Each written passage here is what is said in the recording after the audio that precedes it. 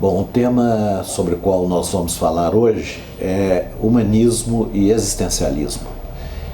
Para falar sobre esse tema, o ideal é definir mais ou menos, ou pelo menos situar a questão do humanismo. A palavra humanismo é uma palavra de múltiplas significações e que acompanha toda a larga história do pensamento ocidental. Nós podemos falar em humanismo grego ou greco-romano, em humanismo renascentista, em humanismo moderno, com suas várias e diferentes versões. Por que isso acontece? Porque a filosofia, quando ela nasce na Grécia, ela não nasce abstratamente. Ela nasce, como diz Aristóteles e Platão, ela nasce a partir da admiração, ou seja, a partir de uma interrogação, de uma pergunta que o homem coloca a si mesmo e a si mesmo diante do mundo. É essa perplexidade do ser humano que alimenta a filosofia. Por toda a filosofia se enraiza numa forma de humanismo e pretende ser uma espécie de resposta a essa perplexidade. No entanto, quando nós entramos no período moderno, a filosofia, em confronto com as ciências novas, as ciências da natureza, ela vai seguir um rumo muito diferente de primazia de questões epistemológicas, questões referentes à fundamentação e justificação da ciência. Ora, o humanismo moderno, então, ele vai se dirigir sobre esse influxo no sentido, nós podemos dizer, da modernização. O que seria a modernização? A dominação da natureza, por um lado, através da ciência e da técnica, e, por outro lado, a construção ou reconstrução da sociedade, através da democracia, através do direito. Ora, essas duas formas de humanismo, em meados do século XIX, passam a ser questionadas por alguns pensadores, dentre eles Kierkegaard, que foi o pai do existencialismo contemporâneo, e numa outra vertente por Friedrich Nietzsche. Ora, o que Kierkegaard viu? É que a modernização, ou esse humanismo moderno, de dominação da natureza, da busca de uma sociedade de bem-estar, não respondia às questões fundamentais postas pelo indivíduo. Por quê? Porque o indivíduo não é apenas um número numa massa. O indivíduo, que ele chama de indivíduo, é aquele que toma consciência da infinita seriedade da vida, ou seja, da necessidade de responder às suas questões pessoais, porque a sua vida é limitada, é finita, é concreta e é contingente.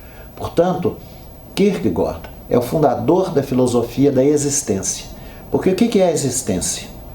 Frequentemente, nós usamos o termo existente, ou existência, no sentido de que aquela cadeira existe, não é? Aquela porta existe, mas não é esse o sentido de existência. Apenas o homem existe, ou seja, apenas o homem tem a consciência dramática da sua finitude e a consciência dramática da sua liberdade.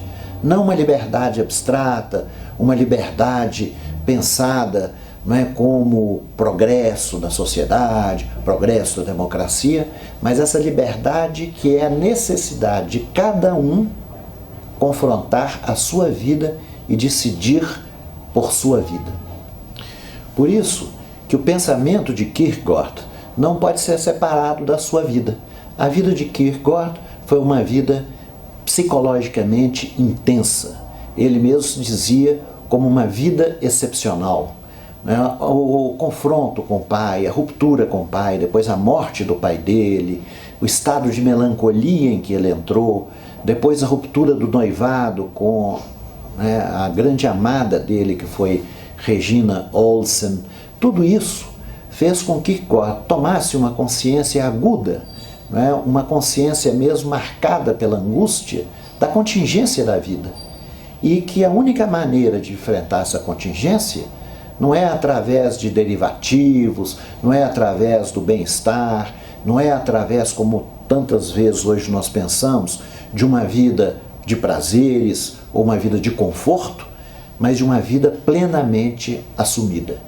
Então, a partir de 1841, ele defende a tese de doutorado com um título já muito indicativo de conceito de ironia, e a partir daí ele continua publicando uma série de obras, uma espécie assim, de torrente criativa impressionante. De 1843 a 1846, Kierkegaard vai produzir obras que se tornaram clássicas no pensamento existencial, como o conceito de angústia, a alternativa, a repetição e muitas outras. Ora, o que Kierkegaard faz nessas obras? Ele faz uma espécie de experimentação. Se a palavra existência não significa existir no sentido comum, como uma cadeira existe, uma mesa existe, uma porta existe, mas significa que o indivíduo é um indivíduo que deve confrontar a sua vida e deve confrontar a sua vida em sua singularidade, como que seria essa confrontação? Ou seja, não existe uma resposta pronta, não existe uma solução racional, alguma coisa que você vai encontrar na ciência, na técnica ou na própria filosofia, que venha lhe trazer uma resposta para questões que são sempre singulares. Portanto, a obra de Kierkegaard não é a construção de um sistema racional. A obra de Kierkegaard é, na verdade, uma experimentação existencial. Ou seja, ele experimenta diversas alternativas de vida. Então, por exemplo, essa obra alternativa, ele confronta duas possibilidades de vida. Uma que ele chama de vida estética. O que é a vida estética? Ora, a tese dele foi sobre a questão da ironia. O que é a ironia? Ironia é um certo distanciamento da vida. O irônico é aquele que não está mergulhado, por exemplo, nos afazeres cotidianos. Ele dá uma certa distância. Isso que é ironia. Ora, esse distanciamento, no entanto, pode levar para um caminho, que é o que ele aborda em Alternativa, que é o caminho da estetização da vida. Uma vida estética, uma vida que é um jogo, uma vida que é uma brincadeira, uma vida que é uma vida de sedução. Então, o sedutor é a expressão por excelência de uma vida estética, da estetização da vida. Mas isso leva ao desespero, porque essa vida ela acaba sendo uma vida não assumida. Então, a outra alternativa que ele coloca no livro dele é a vida ética, que, num certo sentido, é o contrário. É assumir decisivamente, com firmeza, numa determinada direção. E essa vida ética, a gente podia chamar, como um comentador o faz, mas de uma espécie de heroísmo cotidiano. É o suportar, por exemplo, o trabalho, é o suportar o casamento, é o suportar, digamos assim, a estabilidade da vida. Só que ainda existe uma terceira alternativa, que ele descobre através do humor. Mas o que é o humor? É que esta seriedade também não é a resposta última.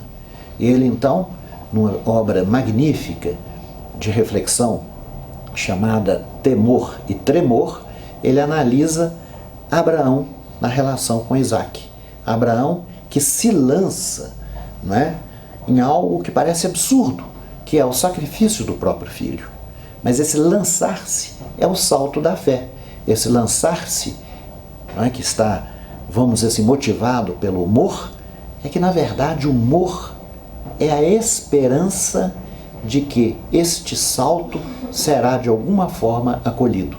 Nós não temos nenhuma certeza racional, nós não temos nenhuma garantia analítica, ou seja, um trabalho que venha, digamos assim, dizer, não, posso ir tranquilo porque a igreja, as instituições vão me garantir.